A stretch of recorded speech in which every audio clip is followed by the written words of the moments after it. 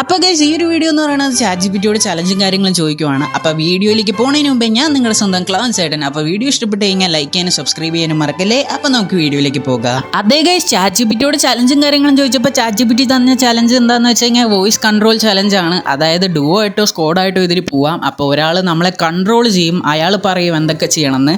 അപ്പോൾ ഇതിന് വേണ്ടി ഒരു ഡുവോ ആയിട്ട് പോകാമെന്ന് വിചാരിച്ചു. അപ്പോൾ വിളിച്ചേക്കുന്ന മറ്റേ ആരെയല്ല, സ്പെക്ടറിനെയാണ്.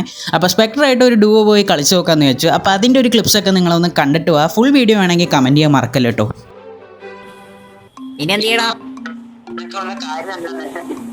പറയാൻ പോകുന്ന സംഭവം എന്താന്ന് വെച്ചാൽ, നീ ഇപ്പോ ബ്ലൂ സോണിൽ കയറിയിട്ട് എടുത്തിട്ട് ഇങ്ങോട്ട് തന്നെ ഞാൻ ഇവിടത്തെ ഒരു സ്കോഡ് സ്ക്വാഡല്ലേ കില്ല് എടുത്തിട്ട് ഇങ്ങോട്ട് വരാൻ പറ്റത്തുള്ളൂ.